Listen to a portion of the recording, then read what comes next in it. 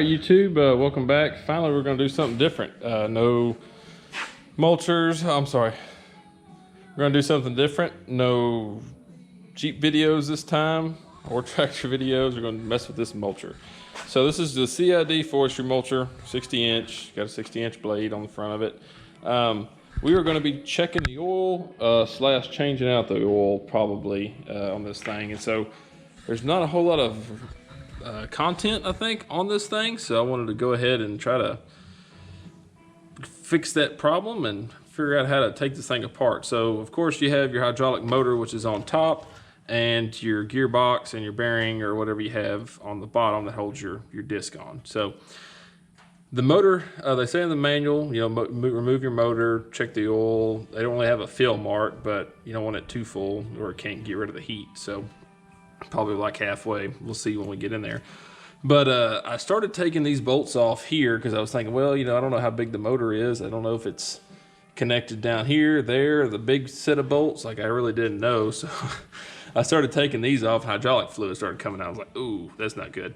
So I went ahead and stopped that, and I messaged or I contacted the people at CID, and they were really helpful. He actually went out to the manager went on to the assembly line, got me some pictures, you know, told me what to take apart, and it's actually these bolts here on the very bottom that are that have slotted holes. So he did say that we need to make sure and pull the motor straight off of the gearbox because you have a seal plate underneath there, and if that gets torn, you know, basically you're in a bind. Either to try to find a new seal plate, buy it from them, get it shipped, whatever the reason. So we're going to go ahead and make sure that we do that correctly. I was just looking at it. I think we're going to have to take these hoses off. They don't allow a lot of travel, and they're going to be real stiff, and it's just going to be one more thing that's going to have to be, that's going to be in the way. So we're going to go ahead and take those off and start working on the bolts down there. I got some crow's foot wrenches. Hopefully that'll help us get them suckers done. Okay, another thing that you should do, well, you know, make sure you bleed off the pressure somehow.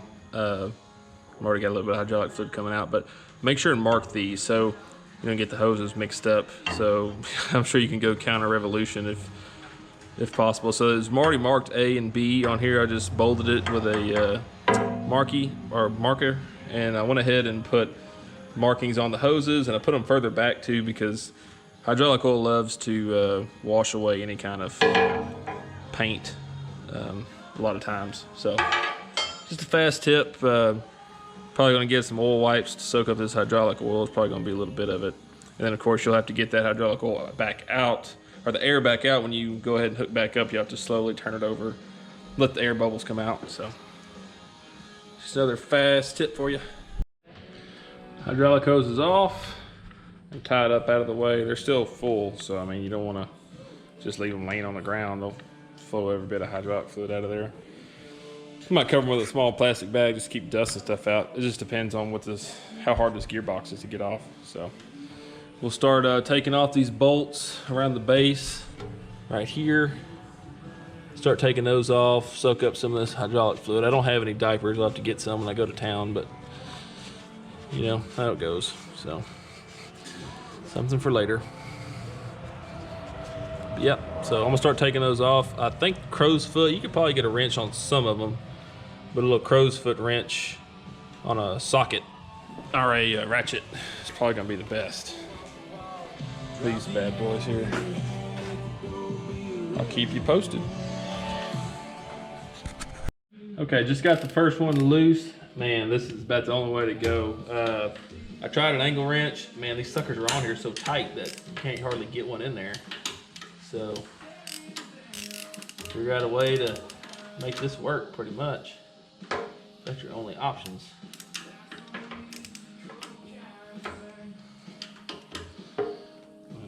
They're snug.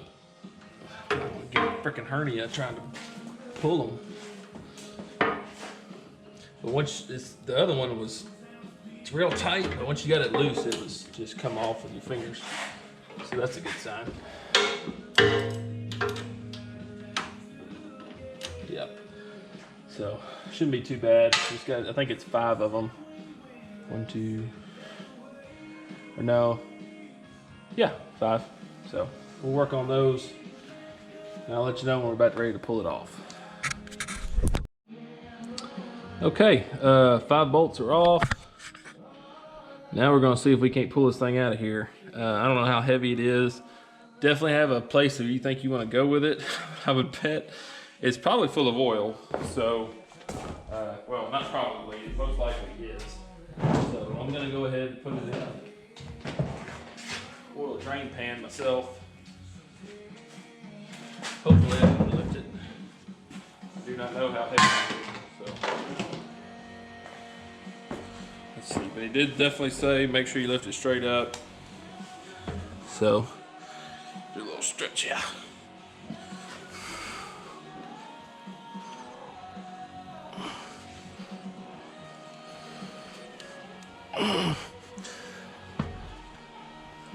Might have to pry it up a little bit just to break it loose. I think we got a little suction going on.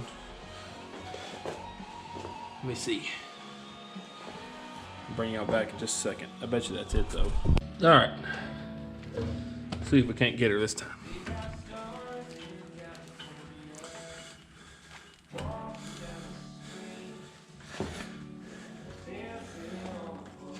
It's just stuck. I know it is.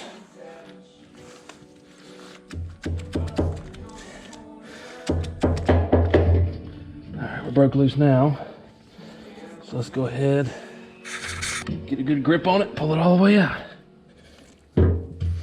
Whew! Holy moly, this son of a bitch is heavy. I apologize for my language, but it's very, very heavy. Whew! Lord have mercy. Yeah. If you almost had 2 people, that would be the best. So I'm gonna guess, yeah, I think that's that sealing ring. Got a little bit of crap on here. But yeah, that's your oil. It looks pretty good, to be honest with you.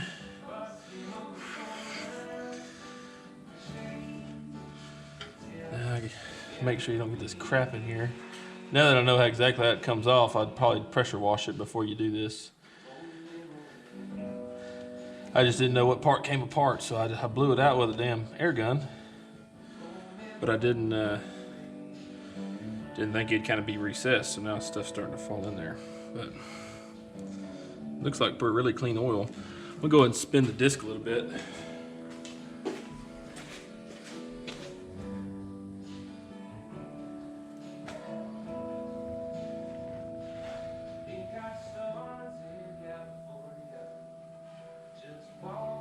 Looks pretty good. See if I can get it going a little bit faster. See if anything, any water or anything comes up to the top.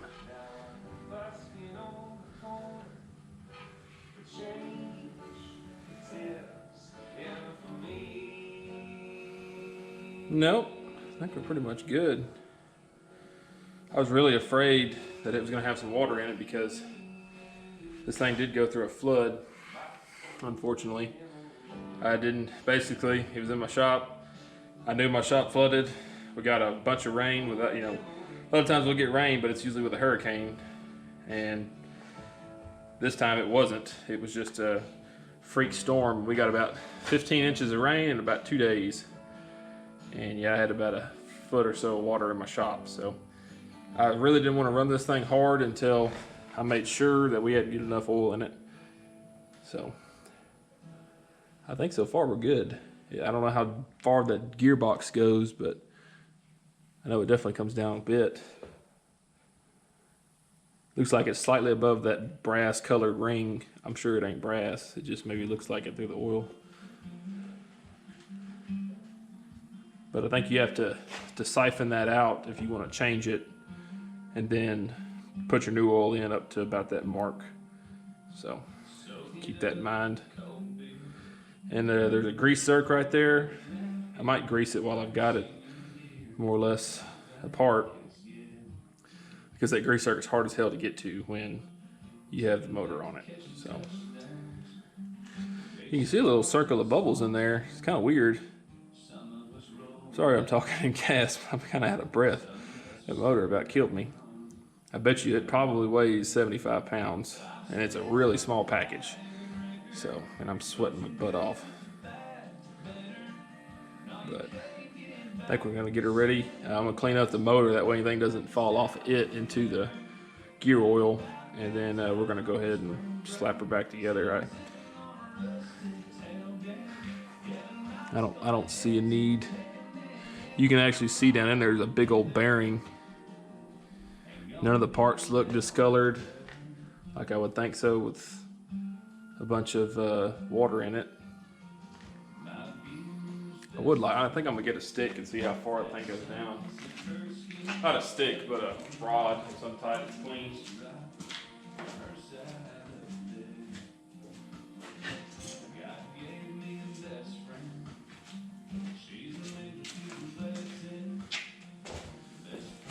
Try to lean back so I don't get my damn sweat in it.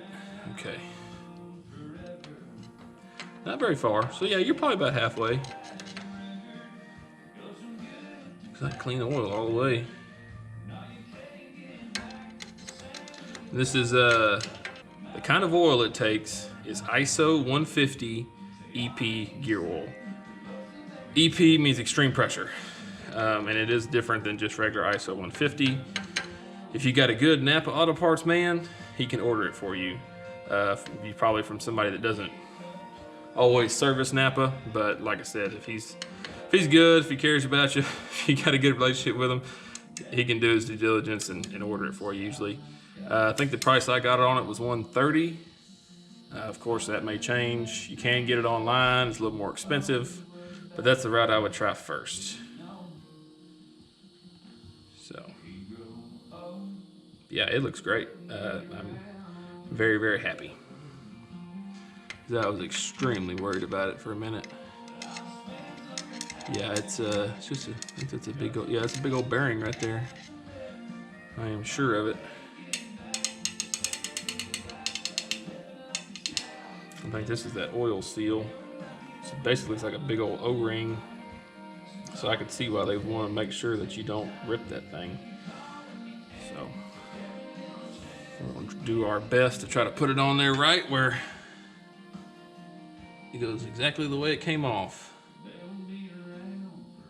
Just gonna wipe any residue off of it, stick it back in its corner, and we'll call it good. Makes me happy.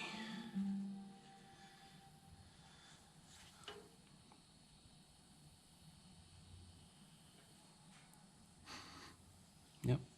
It almost smells like hydraulic oil, but I doubt that. All right, we'll clean this thing up, stick her back on there. Okay, she's back in place. And let me tell you, do not try this by yourself. This is ridiculous. That thing is super freaking heavy. I think I'm gonna bump up my initial estimate of 75 pounds to at least 100 or 125. And it's very hard to hold on to. And then I got it on there. I had to spin the disc because it wasn't lined up right, but it did go down on there straight. It wasn't coming off at an angle, so the O-ring should be fine. We'll find out before too long. When we give it the first test run, we're gonna leave the cover off when we do that. So yeah, woo. Next thing we gotta do, put your washers, put your 3/4 size bolts on. I don't know of a torque value. Tight is about all I can tell you. It's a hard place to get into anyways, so do the best you can.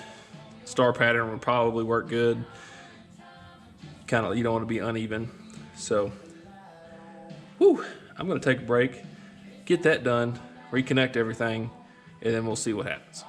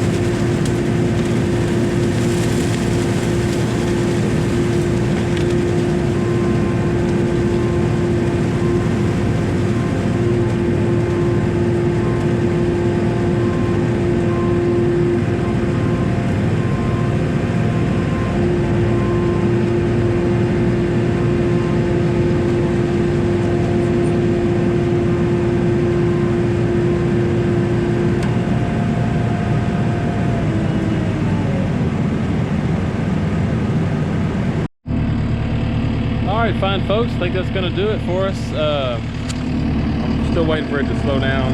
Try not to get too close, but looks like we're good. We're not really leaking anything that I can see. No hydraulic fluid coming out where I took those bolts out, so that's really good. I didn't want that to happen. So yeah, we're gonna put the cover back on it, maybe cut some grass a little bit, try to get some sun in there. This past summer has been really hell. I've been concentrating on other things, Jeeps, I was trying to go to Colorado, and I really just didn't have a whole lot of time to get out here, plus everything was flooded. It has been a year. So we're gonna put the cover back on it, try to keep as much dirt and stuff out of it as we can, and we're gonna get back to cutting some grass. We'll see how that goes. So thank y'all for tuning in. I'll try to catch some more videos on it. I probably won't catch this because I only have about 5 minutes left of video time. So I'll catch about maybe 4 minutes of cutting stuff, and it won't be mostly won't be any mulching. So but it does cut grass pretty decent. As you can see over there, it doesn't cut it real short, but man, when you got tall crap like I do, it does a pretty good job. So all right guys, see y'all later.